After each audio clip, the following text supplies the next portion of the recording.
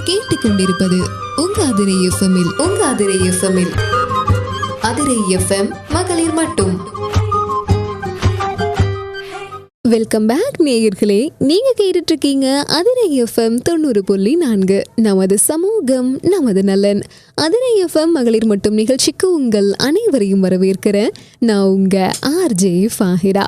நேயர்களே, இன்னைக்கு நிகழ்ச்சியில் யார் இணைந்திருக்காங்க அப்படின்னு கேட்டிங்கன்னா, முதல்ல இன்னைக்கு நாள் என்னன்னு பாருங்களேன். ஜூலை 17. ஸோ இந்த 17 அப்படின்றது சர்வதேச நீதி தினமாக அனுசரிக்கப்பட்டுருக்கு ஒவ்வொரு வருஷமும். ஸோ இந்த நீதி தினம் எதுக்காக அனுசரிக்கப்படுது அப்படின்னா, இந்த நீதிங்கிற ஒரு விஷயம் நம்ம எல்லாருக்குமே நிச்சயமாக கிடைக்கணும், அதுவும் சமமான அளவில் கிடைக்கணும் அப்படின்றத நம்ம ஒவ்வொருத்தரும் தெரிஞ்சுக்கணும் அப்படின்றதுக்காகவும், நீதினா என்னங்கிறத நமக்கு ஞாபகப்படுத்தக்கூடிய ஒரு தினமாகவும் அனுசரிக்கப்பட்டுருக்கு. அந்த வகையில் இந்த நீதிங்கிறது எல்லாருக்கும் இன்னைக்கு இருக்க காலத்தில் கிடைக்குதா? எங்கெல்லாம் தவறி போகுது, எதனால் தவறி போகுது? ஸோ இன்னும் இந்த நீதிக்காக நிறைய விஷயங்கள் நம்ம பேச போகிறோம். யார் நிகழ்ச்சியில் இணைந்திருக்காங்க அப்படின்னு கேட்டிங்கன்னா, தஞ்சாவூர் மாவட்டம் வழக்கறிஞர் சாரதா மேம் அவர்கள் தான் நிகழ்ச்சியில் இணைந்திருக்காங்க. வாங்க இவங்க கிட்ட பேசி நிறைய விஷயங்களை தெரிஞ்சுக்கலாம். மிஸ் பண்ணாமல் கேளுங்க, நிகழ்ச்சியில் தொடர்ந்து இணைந்திருங்க. வாழ்த்துக்கள் மேம். உங்களை பற்றி நம்ம நேயர்கள் கூட ஷேர் பண்ணிக்கோங்க. நான் அட்வொகேட் சாரதா ஸ்ரீதரன், தஞ்சாவூர்ல வழக்கறிஞராக மாவட்ட நீதிமன்றம் தஞ்சாவூர்ல 16 வருஷமா பணியாற்றிட்டு வந்துட்டு இருக்கேன். கிரிமினல் சைட் அதிகமா பார்த்துட்டு இருக்கேன். பெண்கள், குழந்தைகள் ரிலேட்டடான வழக்குகளை நான் டீல் பண்ணிட்டு வரேன். ஓகே மேம், இன்னைக்கு நம்ம சர்வதேச நீதி தினத்தில் இணைஞ்சிருக்கோம் அப்படின்றதுனால, இந்த நீதி தினம் அப்படின்றது எதனால் அனுசரிக்கப்படுது, எப்படி உருவாக்கப்பட்டுச்சு மேம்?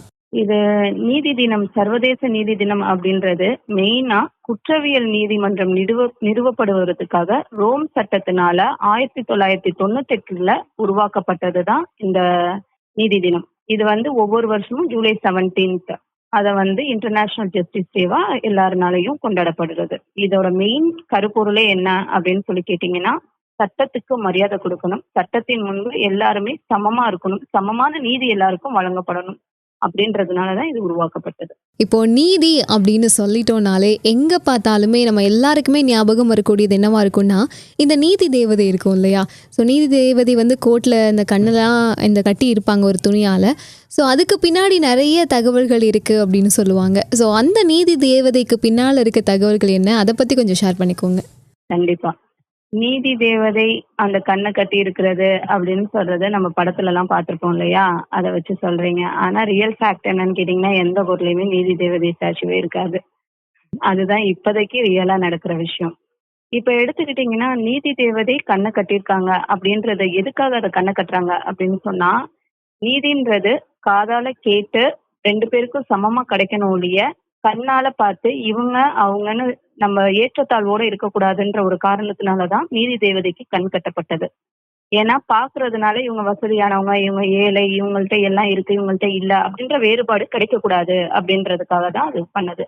ஆனா இன்றைய நிலைமையில பாத்தீங்கன்னா, நீதி தேவதை எந்த பொருளும் இருக்கிறது இல்ல. காரணம், இப்ப இருக்கிற சூழ்நிலையில நீதி மறுக்கப்படுறது, மறைக்கப்படுறது. அதோட ரீசன்னாலதான் நீதி தேவதைக்கு பின்னால் இருக்கும் போது இருக்கிறவங்க பார்த்து அந்த நீதி நிறைய பேருக்கு சமமான முறையில போகல அப்படின்றதுதான் இப்ப இருக்கிற ரியல் ஃபேக்ட். Okay ma'am. அப்போ நீதி தேவதைக்கு கண் கட்டி அந்த மாதிரி வச்சிருக்காங்கன்னா, இப்போ அது இல்லைன்னு சொல்றப்போ எல்லாருக்குமே நிச்சயமா ஒரு சமமான நீதி கிடைக்கல அப்படின்றது இதுல இருந்தே நம்மளால தெரிஞ்சுக்க முடியுது இல்லையா? ஸோ இப்போ ஃபர்ஸ்ட் நீதி அப்படின்றது என்ன, எதுக்கெல்லாம் நீதி கிடைக்கணும் அப்படின்னு நினைக்கிறோம்? இந்த தினத்துல நம்ம எதை பத்தி எல்லாம் தெரிஞ்சுக்கணும் மேம்? நீதி அப்படின்றது என்னன்னு கேட்டீங்கன்னா, ஒரு மனிதனுக்கு சரியாக கிடைக்கக்கூடிய நியாயம், சமத்துவம். அதே சமயத்துல இப்ப ஒரு தனிநபரோ இல்ல ஒரு சமூகத்துக்கிட்டயோ நம்ம ஒரு கேஸ் போடுறோம் அப்படின்னு சொன்னா, அவங்களுக்குள்ளார என்ன நடந்திருக்குன்றத சரியான முறையில அணுகி அத சட்டப்படி ஆதாரங்கள், ஆவணங்கள் மூலமா எடுத்துட்டு போறதுதான் நீதின்னு சொல்லுவாங்க. நியாயம், சமத்துவம், சமமான நீதி எல்லாருக்கும் வழங்கப்படணும், சமமான நியாயம் எல்லாருக்கும் வழங்கப்படணும்ன்றதுதான் உண்மையான நீதி. இத இன்னொரு கேள்வி என்ன கேட்டீங்க? இந்த தினத்துல என்ன பத்தி தெரிஞ்சுக்கணும்னா, ஒரே விஷயம் என்னோட பாயிண்ட் ஆஃப் வியூல என்ன சொல்லுவேன்னா, எல்லாரும் முதல்ல சக மனிதர்களை மதிக்க கத்துக்கணும். ஒரு குற்றம் நடந்துச்சுன்னா இது குற்றம் அப்படின்னு பார்க்காம அதோட பின்னணி என்ன, குற்றத்தோட பின்னணி என்ன, அது எதனால நடக்கப்பட்டுச்சு அப்படின்றத தீர விசாரிக்கணும். இது நடந்துருச்சு அதனால இவங்க குற்றவாளி அப்படின்னு நம்ம யோசிக்க கூடாது. நீதி இல்ல அப்படின்னு சொன்னா ஒரு சமுதாயம் வந்து குழப்பம் நிறைந்ததாகவும் வன்முறை நிறைந்ததாகவும் மாறிடும். அதனால நீதி சமமான முறையில எல்லாருக்கும் கிடைக்கணும். அதனால நம்ம எப்பயும் சக மனிதர்களை சமமா நடத்தணும். Okay ma'am. எப்போவுமே பார்த்தீங்கன்னா, நீதி அப்படின்னு சொல்றது எல்லாருக்குமே சமமா கிடைக்கணும் அப்படின்னு சொல்றோம். பட் இந்த சமமா திங்க் பண்ணக்கூடிய ஒரு தாட் இருக்கும்ல. இதுதான் நீதி, இதுதான் அநீதி, இதுதான் சரியானது அப்படிங்கிறத தீர்மானிக்கக்கூடிய இடத்துல இருக்கிறவங்க யாரு மேம்? பொதுவா இந்த கேள்வியை கேட்டீங்கன்னா எல்லாரும் ஜட்ஜி தான் வந்து நீதி அநீதின்னு சொல்லுவாங்க அப்படின்னு சொல்லுவாங்க. ஆனா ஜட்ஜோ ஜட்ஜ்மெண்டோ கிடையாது. என்னை பொறுத்த வரைக்கும் இது அநீதி இது நீதி அப்படின்னு சொல்றது யாருன்னா மக்கள் தான். இதை ஒரு உதாரணத்துக்கு எடுத்துக்கிட்டோம் அப்படின்னு சொன்னோம்னா ஒவ்வொருத்தர் பார்வையிலையும் நீதி அநீதியும் மாறும். எனக்கு நீதியா தெரியுது, உங்களுக்கு அநீதியா தெரியும். உங்களுக்கு அநீதியா தெரியுது, எனக்கு நீதியா தெரியும். ஸோ நீதின்றது உண்மையை வந்து நோக்கி போயிட்டு இருக்கு. ஸோ எந்த ஒரு விஷயமும் நம்ம கேட்கறத வச்சும் பார்க்கறத வச்சு மட்டும் நினைக்காம அதுல என்ன நடந்திருக்குன்றத முறையா தீர்மானிச்சு நம்ம பண்ணோம்னா அந்த நீதி அநீதி அப்படின்றத நம்ம ஒவ்வொருத்தர்னாலையுமே தீர்மானிக்க முடியும். இப்போ இன்னைக்கு இருக்க காலத்துல யாருக்கெல்லாம் நீதி கிடைக்கணும்? இப்போ நிறைய கேஸ் பார்க்குறோம், நிறைய பார்க்குறோம். பட் இவங்களுக்கெல்லாம் நீதி கிடைக்கவே மாட்டேங்குது இன்னைக்கு வரைக்கும். அப்படிங்கிற மாதிரி ஏதாவது இருக்கா மேம்? கண்டிப்பா. நம்ம சமுதாயத்தை பொறுத்த வரைக்கும் ஒரு விஷயம் வரும். ஆனா அடுத்த விஷயம் வர வரைக்கும் தான் அது அங்க இருக்கும். அடுத்த விஷயம் வந்துச்சுன்னா இது மறைஞ்சிடும். அதனால யாருக்கு நீதி கிடைக்கப்பட்டது, யாருக்கு கிடைக்கப்படலைன்றதே அங்க தெரியாம போயிடுது. இப்ப எடுத்துக்கிட்டீங்கன்னா நீதி யாருக்கெல்லாம் கிடைக்கணும்னா உண்மையா பாதிக்கப்பட்ட ஒவ்வொருத்தருக்கும் கிடைக்கணும். ஆனா இன்னைக்கு அது கிடைக்குதா அப்படின்னு பார்த்தோம்னு கேட்டீங்கன்னா சில விஷயங்களை எடுத்துக்கிட்டோம்னா உண்மையா பாதிக்கப்பட்டவங்க அப்படின்னு சொல்லும் போது அவங்களுக்கு நீதி கிடைக்குதான்னு யோசிக்கும் போது பாதிக்கப்பட்டவங்க வந்து சில சமயம் என்ன பண்ணிடுறாங்கன்னு கேட்டீங்கன்னா காம்ப்ரமைஸ் பணம் வாங்கி செட்டில் ஆயிட்டு காம்ப்ரமைஸ்ல முடிச்சுட்டு போயிடுறாங்க. ஸோ அவங்களுக்கு அங்க நீதி கிடைக்கப்பட்டதான்னு பார்த்தா அங்க நீதி அவங்களுக்கு கிடைக்கப்படலை. அங்க நீதி அவங்க மறைக்கப்பட்டுறாங்க. மறைக்கப்பட்டுட்டு பணத்து மூலியமா அவங்க அதை எடுத்துட்டு காம்ப்ரமைஸ் ஆயிட்டு போயிடுறாங்க. நீதி எப்ப ஜெயிக்கும்னா எந்த ஒரு சூழ்நிலையும் காம்ப்ரமைஸ் ஆகாம உண்மையா எனக்கு இதுக்கு நீதி கிடைக்கணும்னு ஒவ்வொருத்தரும் போராடுறவங்களுக்கு அந்த நீதி கிடைக்கப்படணும்னு நான் நினைக்கிறேன். நிச்சயமா மேம். ஸோ நீதி அப்படிங்கிறப்போ வந்து ஆண்கள், பெண்கள் இல்லை இந்த இனத்தவர்களுக்கு தான் இவங்களுக்கு தான் நீதி கிடைக்கணும் அப்படின்றது கிடையாது. நீதிங்கிறது எல்லாருக்கும் சமம் அப்படின்னு சொல்லுவோம். பட் இன்றைய காலத்தில் எல்லாருக்குமே சமமான நீதி கிடைக்குது அப்படின்னு சொன்னால் நீங்கள் அக்செப்ட் பண்ணிக்குவீங்களா மேம்? ஜஸ்டிஸ்ன்றது யூனிசெக்ஸ் தான். அதை பொறுத்த வரைக்கும் ஆண் பெண் இரு பாலத்தவருக்கும் எல்லாருக்குமே கிடைக்கக்கூடியதுதான் ஜஸ்டிஸ். ஆனா இப்ப நீதியை எடுத்துக்கிட்டீங்கன்னா சமமான நீதி எல்லாருக்கும் கிடைக்குதானா ஓப்பனா சொல்லணும்னா இல்லைன்னு தான் சொல்ல முடியும். பணம் அதிகார வர்க்கத்துல இருக்கிறவங்களுக்கு மட்டும்தான் நீதின்ற மாதிரி இப்போ ஒரு சூழ்நிலை ஆயிடுச்சு. ஏழைகள் வறுமை கோட்டுக்கு கீழே இருக்கிறவங்க அடுத்த வேலை சாப்பாட்டுக்கே கஷ்டப்படுறவங்க அந்த மாதிரி இருக்கிறவங்களுக்கும் உண்மையா பாதிக்கப்பட்டவங்களுக்கும் நீதி கிடைக்கப்படுதா சமமான முறையில் அப்படின்னு சொன்னா இன்றைய காலகட்டத்தை பொறுத்த வரைக்கும் இல்லைன்றதுதான் என்னுடைய கருத்து. நிச்சயமா மேம். ஸோ வந்து நீதியுமே கூட இப்போது விலை பேச வேண்டிய ஒரு காலகட்டம் மாதிரியான ஒரு நிலையில தான் நம்ம இருந்துகிட்ருக்கோம். இன்றைய காலத்தில் பார்த்தீங்கன்னா முன்னாடி இருந்ததை விட குற்றங்கள் ரொம்ப அதிகமாக நடக்க ஆரம்பிச்சிருச்சு. ரொம்ப சகஜமாக குற்றங்களை பண்ணிட்டு போயிட்டுருக்கக்கூடிய ஆட்களை நிறைய பேர் நம்ம பார்க்குறோம். ஸோ இதுக்கான காரணம் அப்படின்னு என்ன சொல்லுவீங்க மேம்? முதல்ல வந்து குற்றங்கள் அதிகமா நடக்குதுன்னா ஒரு விஷயம் சொல்லுவாங்க. ஒரு விஷயத்தினால நல்லதும் இருக்கு கெட்டதும் இருக்கு. அதை நம்ம எடுத்துட்டு போறதுல இருக்குன்னு சொல்லுவாங்க. அந்த மாதிரிதான் மீடியா அண்ட் மொபைல். இதுல நல்லதும் இருக்கு கெட்டதும் இருக்கு. ஆனா எப்பயுமே கெட்டது சீக்கிரம் இழுத்துருவாங்க. அந்த மாதிரி இந்த மொபைல் மீடியா இதுல நிறைய நல்ல விஷயங்களை பார்க்காம கெட்டதை பார்த்து கொண்டு போறதுல முதல் தடுமாற்றம். 2வது குற்றங்கள் எதனால அதிகரிக்கப்படுதுன்னு கேட்டீங்கன்னா என்னை பொறுத்த வரைக்கும் என்னோட ஒரு கருத்தா, ஏன்னா நான் கிரிமினல் சைடு அதிகமா பண்றதுனால சொல்றேன். கருத்தா என்னன்னா இப்போ ஒரு குற்றவாளி ஒரு தெரியாம ஒரு குற்றத்துல ஈடுபடுறான், அவனுக்கே அது தெரியாம நடக்குது அப்படின்னு சொல்லும் போது அந்த குற்றத்துல இருந்து அவன் மீண்டு வரணும்னு நினைக்கும் போது விடாம அவன் மேல அதிகமா அடுத்தடுத்து குற்றங்களை போடும் போது அவனுக்கு என்ன ஆயிடுதுன்னு கேட்டீங்கன்னா தனக்கே தெரியாம ஒரு மிகப்பெரிய குற்றவாளியா மாறிடுறான். அதுக்கப்புறமால இவ்வளவுதானே அப்படின்ற மாதிரி ஆகிடுது. ஸோ குற்றவாளிகளை நம்ம என்னையுமே இது குற்றவாளி அப்படின்னு ஒதுக்காம அவங்க பின்னணியில தெரிஞ்சு அவங்களுக்கு அடுத்தது அதுல இருந்து மீண்டு வர வாழ்க்கையை கொடுக்கறதுக்கு நம்ம எல்லாருமே உதவணும். அப்படி பண்ணும் போது குற்றங்களும் குறையறதுக்கான ஒரு வாய்ப்பும் இருக்கும், அதிகரிக்காம இருக்கும். மெயினா சொல்லணும்னு கேட்டீங்கன்னா குற்றங்கள் அதிக காரணமே நம்ம சொசைட்டின்றது என்னோட கருத்து. இப்போ குற்றங்கள் வந்து ஏதோ ஒரு காரணங்கள்னால அதிகரிச்சுட்டே போயிட்டு இருக்கு. இன்னைக்கு வரையிலுமே நம்ம நிறைய நியூஸ் கேள்விப்படுறோம். ஒவ்வொரு மணி நேரத்துக்கும் ஒவ்வொரு நிமிஷத்துக்கும் நிறைய நிறைய குற்றங்கள், நிறைய செய்திகள், நிறைய வழக்குகளை நம்ம நியூஸ் பேப்பர்லையுமே நிறைய பார்க்க முடியுது. ஸோ நிறைய தவறுகளும் நடந்துட்டுருக்கு. இந்த தவறுகளுக்கு எல்லாத்துக்குமே எதுக்குமே உடனடி தண்டனை கிடைக்குதா அப்படின்னு பார்த்தா நிச்சயமா இல்லை. ஏன் அப்படி கொடுக்கக்கூடிய ஒரு நிலை இல்லை அப்படிங்கிறத பற்றி கொஞ்சம் ஷேர் பண்ணிக்கோங்க. ஏன்னு கேட்டீங்கன்னா நம்ம கான்ஸ்டிடியூஷன் அமைப்பு அப்படிதான். ரெண்டாவது எடுத்துக்கிட்டீங்கன்னா delayed justice is denied justice அப்படின்னு சொல்லுவாங்க. நம்ம லேட்டா கொடுக்கறது மறுக்கப்படுற நீதி, தாமதமாக கிடைக்கும் நீதி மறுக்கப்படுற நீதின்னு சொல்லுவாங்க. இந்த டிலே ஆகுறதோட விஷயம் தான் என்ன ஆகுதுன்னு கேட்டீங்கன்னா காம்ப்ரமைஸ்னு ஒரு பக்கம் போயிடுது, செட்டில்மெண்ட்னு ஒரு பக்கம் போயிடுது, மிரட்டி இந்த கேஸை விட்டு வெளில போகணும்னு சொல்லி ஒரு பக்கம் போயிடுது, சாட்சிகள் கலைக்கப்படுறது, குற்றங்கள் மறைக்கப்படுறது எல்லாமே இந்த டிலேட்னால வருது. ஆனா இது உண்மையா சொல்லணும்னா நம்மளோட சட்டத்தின் சாபக்கேடு தான் இது.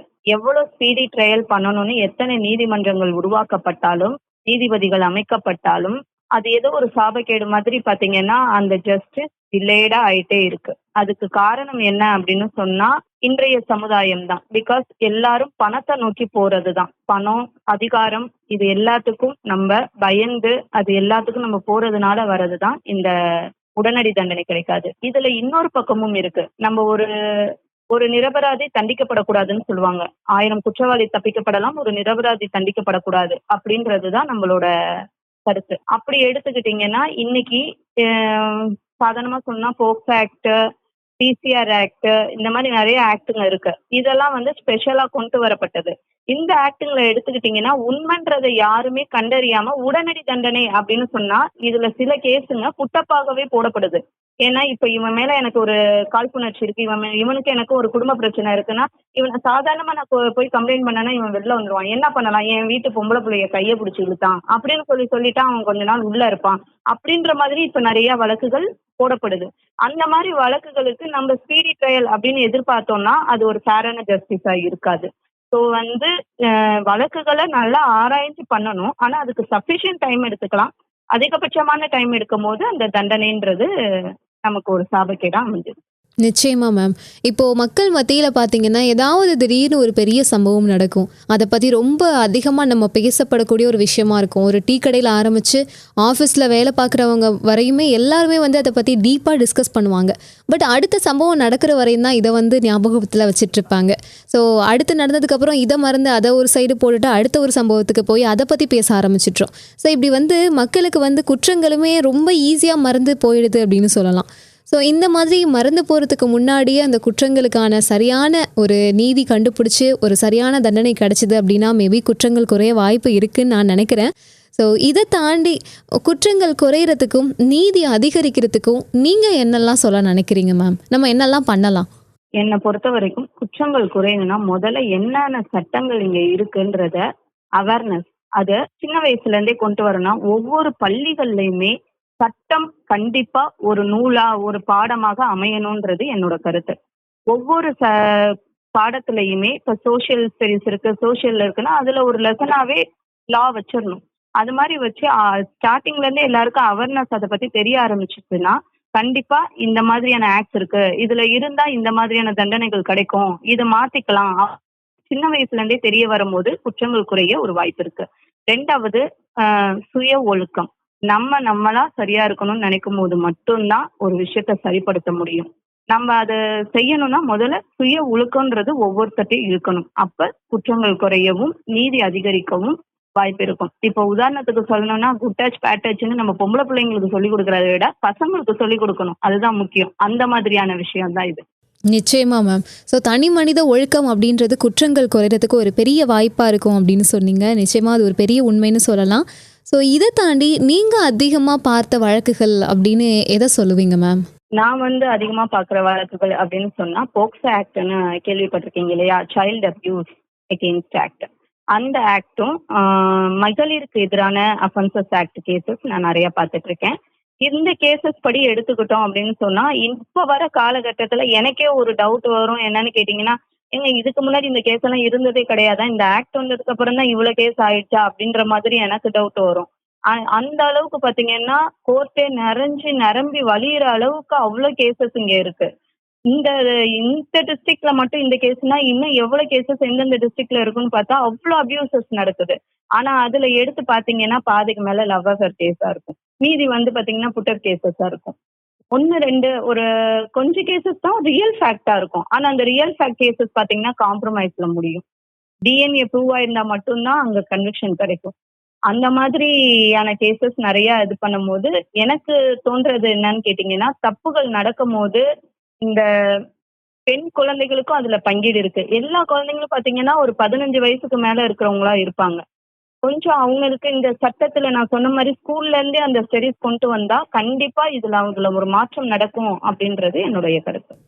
Super ma'am. இப்போ பார்த்தீங்கன்னா, எந்த ஒரு குற்றங்கள் நடக்கிறதுக்குமே நிறைய காரணங்கள் இன்னைக்கு இருக்க தான் செய்யுது. பட் எல்லாருக்குமே நீதி கிடைக்குதா அப்படின்றது தான் ஒரு பெரிய கேள்விக்குறியா இருக்கு இல்லையா? இப்போ ஒருத்தர் நீதிக்காக போராடுறாரு அப்படின்னா, அல்லது ஒவ்வொருத்தருக்கும் நீதி கிடைக்கணும் அப்படின்னு நினைக்கிறாங்கன்னா, அவங்களுக்கு நீங்க என்ன சொல்ல நினைக்கிறீங்க மேம்? நீதிக்காக போராடுறவங்களுக்கு என்ன சொல்லணும்னா, நீங்க எந்த இடத்துலயும் உங்களுடைய நிலையை மாறக்கூடாது. எந்த இடத்துலயும் காம்ப்ரமைஸ், சமாதானம், செட்டில்மெண்ட் அப்படின்ற விஷயத்துக்குள்ள போகக்கூடாது. உண்மையா பாதிக்கப்பட்டிருந்தா இறுதி வரைக்கும் நீங்க முழு மூச்சோட உண்மையா போராடினா உங்களோட உண்மையான போராட்டத்துக்கு கை கொடுக்க உண்மையானவர்கள் இங்க நிறைய பேர் இருக்காங்க. பத்தாவதுக்கு நம்ம சட்டத்துல பணம் இருந்தால் மட்டும்தான் நடக்க முடியாது, பணம் இல்லாதவங்களும் பண்ணலாம்னு சொல்லி இலவச சட்ட உதவி மையம் அப்படின்னு சொல்லி நிறைய விஷயங்கள் இங்க ஆரம்பிச்சு அதுவும் கொடுத்திருக்காங்க.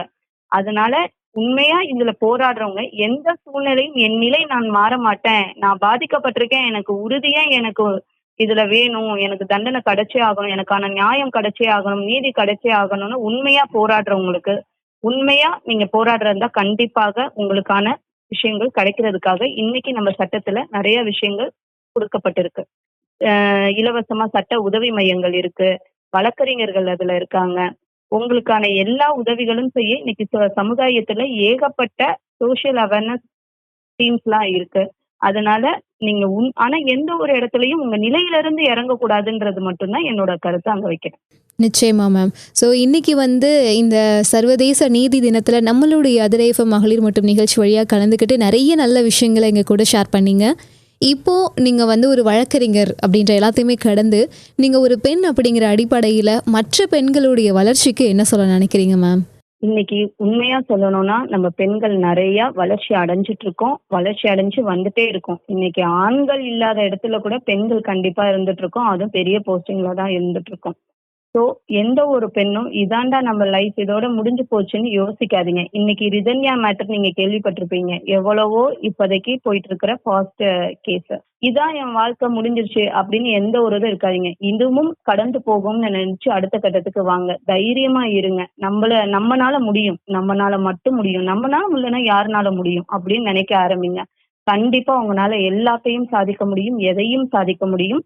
நம்மள்ட்ட தேவைப்படுறது நம்பிக்கை மட்டுமே. தன்னம்பிக்கை என்னும் நார் இருந்தால் இந்த பூக்களை கூட ஒன்றாக ஒட்டிக்கொள்ளும் அப்படின்னு சொல்லுவாங்க. நம்ம எப்பயும் நம்ம நம்பிக்கையை இழக்காம, நமக்கு யாருமே வேணாங்க, நம்மளே இருந்து எல்லாத்தையும் பார்க்கலாம், நம்மனால முடியும் அப்படின்றதான் நான் சொல்றேன். நிச்சயமா மேம். Super ma'am. ஸோ இன்றைக்கி இருக்க காலத்தில் நிறைய பெண்களுக்கு இந்த கான்ஃபிடென்ஸ் லெவல் தான் ரொம்ப கம்மியாக இருக்குன்னு சொல்லலாம். ஸோ இந்த கான்ஃபிடென்ஸை மட்டும் நம்ம இன்க்ரீஸ் பண்ணிக்கிட்டோன்னா நிச்சயமாக நம்மளால் முடியாதது அப்படின்னு சொல்லி எதுவுமே கிடையாது அப்படின்றத ரொம்ப அழகாக சொன்னீங்க. ஸோ அடுத்து இப்போ ஃபைனலாக நம்ம அதிரை எஃப்எம்க்கும் அதிரை எஃப்எம் நேயர்களுக்கும் என்ன சொல்ல நினைக்கிறீங்க மேம்? கண்டிப்பா யார்கிட்ட திறமை இருக்கு, எங்க யார்கிட்ட பேசப்பட்டா எல்லாருக்கும் எல்லாமே போகும், நல்ல விஷயங்களை எல்லாருக்கும் கொண்டு போகணும். இந்த அதிரை எஃப்எம் நல்லா ஒவ்வொரு விஷயங்களையும் முயற்சி எடுத்து நல்லா பண்ணிட்டு வராங்க. அதுல நேயர்களா இருக்கிற நீங்களும் இதே மாதிரி விடாமுயற்சியோட எல்லாத்தையும் பார்க்கணும், எது சரி என்று ஆராய்ஞ்சு எல்லாருக்கும் ஒரு வாய்ப்பு கொடுத்து வாழ்க்கையில எல்லாரையும் சமமாக நடத்தி நீங்களும் எல்லாருமே நல்லா வரணும்னு நான் சொல்றேன். நேயர்களே, இதுவரையும் நிகழ்ச்சியை முழுமையாக தொடர்ந்து கேட்டு பயனடைஞ்சிருப்பீங்க அப்படின்னு நம்புகிறேன். இந்த நிகழ்ச்சியில் நம்ம கூட இன்றைக்கி கலந்துக்கிட்டு நீதி பற்றின நிறைய நல்ல விஷயங்களை நம்ம கூட ஷேர் பண்ணி நம்ம எல்லாருக்குமே ஒரு தன்னம்பிக்கையை ஏற்படுத்தின வழக்கறிஞர் சாரதா மேம் அவர்களுக்கு நேயர்கள் சார்பாகவும் அதிரை எஃப்எம் சார்பாகவும் வாழ்த்துக்களையும் நன்றிகளையும் தெரிவித்துக் கொண்டு நிகழ்ச்சியிலிருந்து விடைபெற போகிறேன். நான் உங்கள் ஆர்ஜே ஃபாஹிரா. நிகழ்ச்சி பற்றிய கருத்துக்கள், விமர்சனங்கள், ஆலோசனைகள் தெரியப்படுத்த 7373776904 இந்த நம்பருக்கு கால் பண்ணியோ அல்லது வாட்ஸ்அப் மூலமாவோ தெரியப்படுத்தலாம். இது நம்ம அதிரை எஃப்எம் 90.4, நமது சமூகம் நமது நலன். நீங்கள் கேட்டுக்கொண்டிருப்பது உங்க அதிரை எஃப்எம்மில் அதிரை எஃப்எம் மகளிர் மட்டும்.